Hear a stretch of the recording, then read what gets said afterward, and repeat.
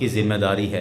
اگر یہ اب بھی ایمان نہیں لاتے تو آپ مطمئن ہو جائیں، آپ فکر مند نہ ہوں، آپ پریشان نہ ہوں، آپ نے اپنی بات پہنچا دی ہے، بس کافی ہے۔ باقی اگر اب بھی یہ نہ مانیں تو پھر اللہ کا بہت بڑا عذاب ان کے لیے تیار ہے، اور پھر یہ نہ کہیں گے کہ یہ ہم پہ ظلم ہوا اور یہ ہمارے ساتھ زیادتی ہو گئی، کیونکہ اب ان کو سمجھایا جا رہا ہے کہ مان لو، اور اب اگر یہ نہ مانیں تو پھر قیامت کے دن ان کے لیے۔ اعوذ باللہ من الشیطان الرجیم، بسم اللہ الرحمن الرحیم۔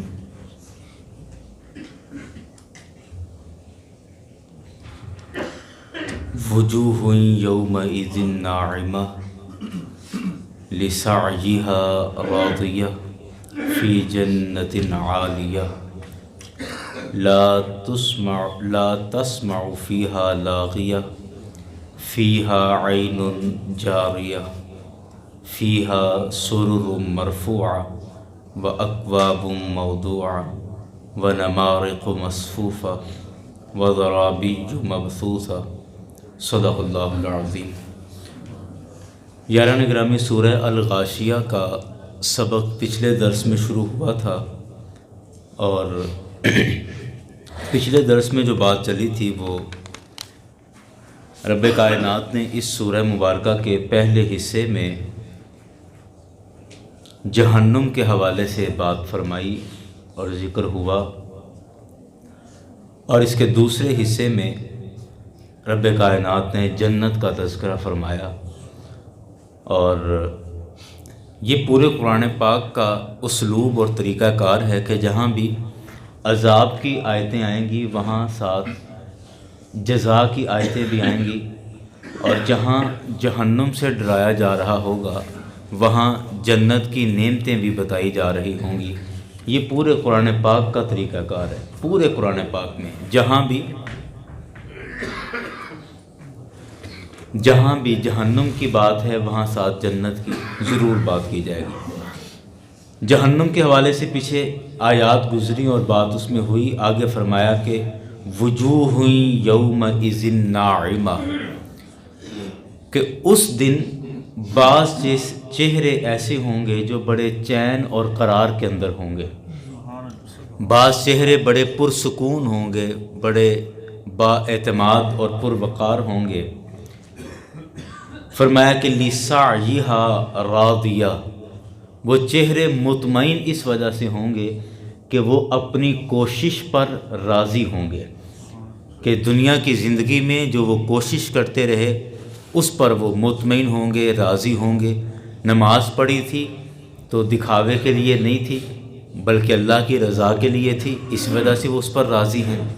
زکوٰۃ دی تھی تو اس میں دکھاوا نہیں تھا، عبادات میں دکھاوا نہیں تھا، اور اس میں رضا صرف اللہ تعالیٰ کی تھی اور نیت خالص تھی، تو اس وجہ سے فرمایا کہ لسعیہا راضیہ، اپنی کوشش پر وہ راضی ہوں گے، جس وجہ سے وہ چہرے قیامت کے دن ایسے ہوں گے کہ وہ چین اور قرار کے اندر ہوں گے۔ وہ ہوں گے کہاں پر؟ فرمایا فی جنت عالیہ، وہ بلند جنت کے اندر ہوں گے، بلند و بالا جنت میں ہوں گے۔ لا تسمع فیہا لاغیہ، اور وہ جنت ایسی جگہ ہے کہ جہاں کوئی فضول بات نہیں ہوگی۔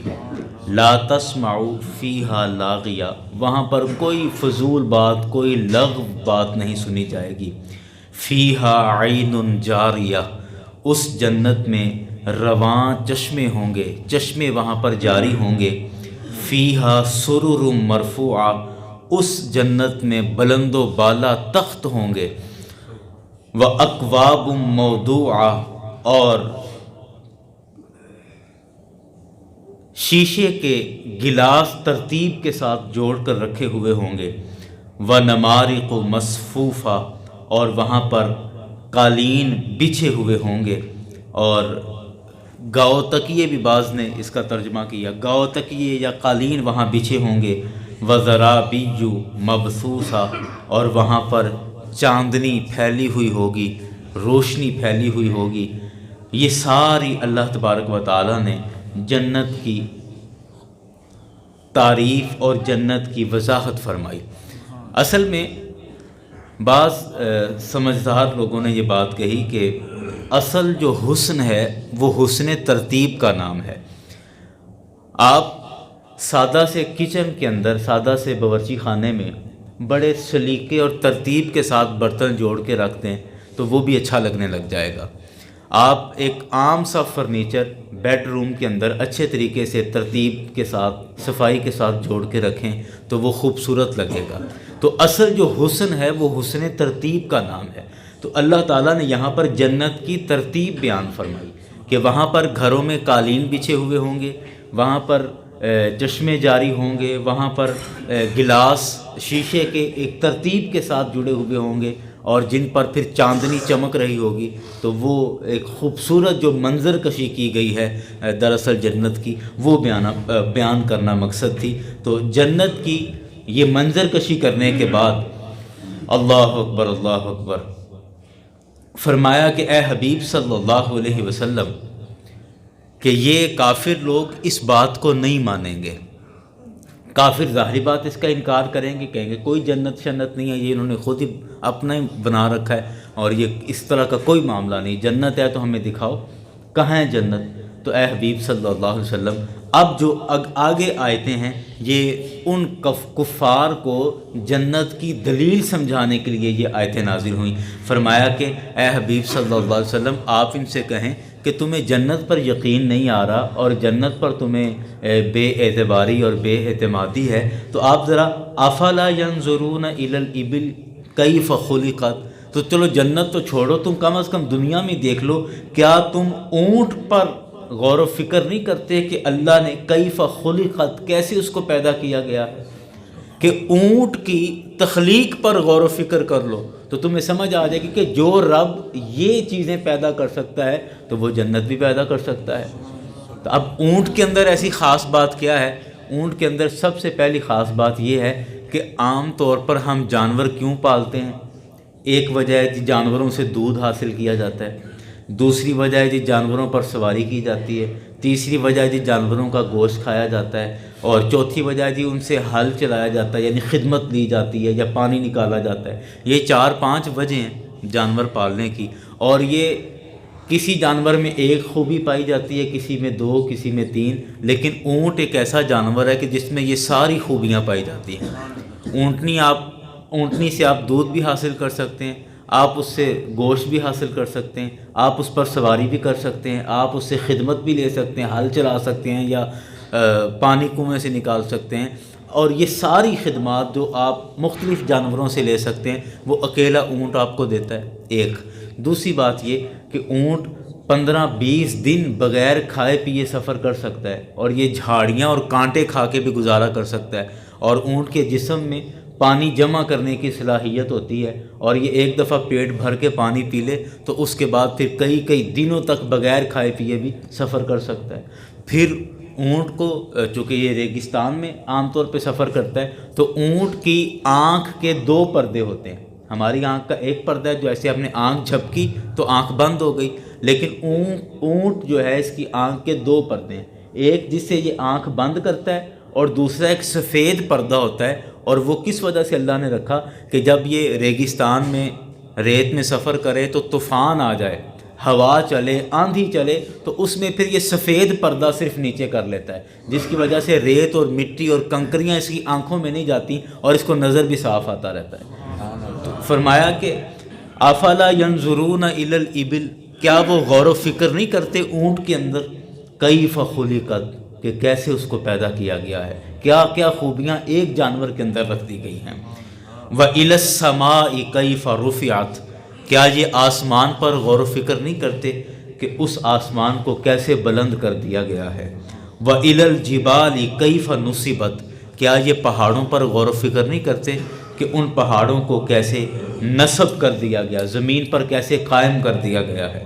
وَإِلَى الْأَرْضِ كَيْفَ سُطِحَتْ، کیا یہ زمین پر غور و فکر نہیں کرتے کہ اس زمین کو کیسے بچھا دیا گیا ہے۔ یہ ساری رب کائنات نے اپنی قدرت کی نشانیاں بیان فرمائیں۔ اب اگر ان ایک پر بات کریں گے تو ایک لمبی تفصیل بن جائے گی کہ زمین پر اللہ نے کیا خوبیاں رکھی ہیں، پہاڑوں میں کیا کیا خوبیاں ہیں، آسمان پر کیا کیا خوبیاں ہیں، تو یہ ایک لمبی تفصیل ہے، لیکن سمجھدار کے لیے اس میں اشارہ کافی ہے کہ ان ساری چیزوں میں اللہ تعالیٰ کی کس کس طرح کی اور کیسی کیسی خوبیاں موجود ہیں۔ تو فرمایا فذکر انما انت مذکر، تو پھر تو نصیحت پکڑ، نصیحت حاصل کر۔ یہ سارا کچھ جب تیرے سامنے بیان کر دیا گیا تو اب بھی تو کیوں غافل ہے، اب بھی کیوں بھٹک رہا ہے، اب بھی کیوں بہک رہا ہے؟ فرمایا تو نصیحت پکڑ کہ بے شک تم نصیحت سنانے والے ہو، لست علیہم بمسیطر، اور تم کچھ ان پر کروڑواں نگہبان بھی نہیں ہو، الا من تولی وکفر، ہاں جس نے منہ موڑ لیا اور جس نے کفر کیا، فیعذبہ اللہ العذاب الاکبر، اللہ تعالیٰ اس کو بہت بڑا عذاب دے گا۔ جس نے ان باتوں سے منہ موڑ لیا اور جس نے ان باتوں کو نہیں مانا اور اس کا کفر کیا، انکار کیا، اور یہ ساری باتیں سننے کے بعد بھی اپنی مرضی کی، تو فرمایا اس کے لیے فَيُعَذِّبُهُ اللَّهُ الْعَذَابَ الْأَكْبَرَ، اللہ اس کو بہت بڑا عذاب دے گا۔ إِنَّ إِلَيْنَا إِيَابَهُمْ، اور پھر آخر آنا تو ہماری ہی طرف ہے، لوٹ کے تو ہماری طرف ہی آنا ہے۔ ثُمَّ إِنَّ عَلَيْنَا حِسَابَهُمْ، پھر ہم پر ہوگا ان کا حساب کتاب کرنا۔ اور یہ باتیں اس وجہ سے بیان فرمائیں کہ اے حبیب صلی اللہ علیہ وسلم، یہ کفار تک بات پہنچانا آپ کی ذمہ داری ہے۔ اگر یہ اب بھی ایمان نہیں لاتے تو آپ مطمئن ہو جائیں، آپ فکر مند نہ ہوں، آپ پریشان نہ ہوں، آپ نے اپنی بات پہنچا دی ہے، بس کافی ہے۔ باقی اگر اب بھی یہ نہ مانیں تو پھر اللہ کا بہت بڑا عذاب ان کے لیے تیار ہے، اور پھر یہ نہ کہیں گے کہ یہ ہم پہ ظلم ہوا اور یہ ہمارے ساتھ زیادتی ہو گئی، کیونکہ اب ان کو سمجھایا جا رہا ہے کہ مان لو، اور اب اگر یہ نہ مانیں تو پھر قیامت کے دن ان کے لیے عذاب ہے۔ یاران گرامی، یہ سورہ غاشیہ 30ویں سپارے سے آج ہماری مکمل ہوئی ہے۔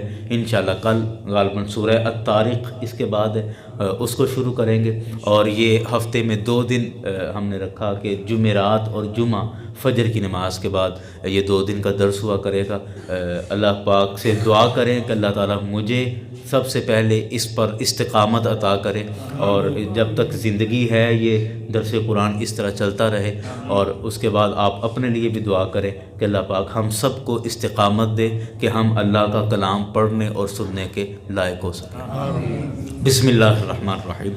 ربنا آتنا فی الدنیا حسنۃ وفی الآخرۃ حسنۃ وقنا عذاب النار، سمعنا واطعنا غفرانک ربنا وإلیک المصیر، سہل یا الہی کل صعب بحرمت سید الابرار فسہل۔ مولا کریم، قرآن پاک پڑھنے کی کوشش کی، سمجھنے کی کوشش کی، ہم نے اپنی اوقات کے مطابق یہ عمل کیا ہے، مولا تو اپنی شان کے لائق اس کا اجر عطا فرما۔ مولا کریم، قرآن پاک کے مضمون اور قرآن پاک کے اسباق ہم سب کے لیے آسان فرما دے، مولا ان پر عمل کرنا ہم سب کے لیے آسان کر دے۔ قرآن پاک کے مضمون ہمارے دل و دماغ میں بٹھا دے، قرآن کے نور سے ہمارے ظاہر اور باطن کو روشن فرما، ہمارے دل، دماغ اور ہمارے قلب اور باطن، ظاہر، ہر طرح سے روشنی عطا فرما، نور عطا فرما۔ ہم سب کی دعائیں اپنی پاک بارگاہ میں قبول فرما، اس مبارک عمل پر ہمیں استقامت عطا فرما، ہم سب کی دعائیں اپنی پاک بارگاہ میں قبول فرما۔ صلی اللہ علی حبیبہ محمد وآلہ وسلم۔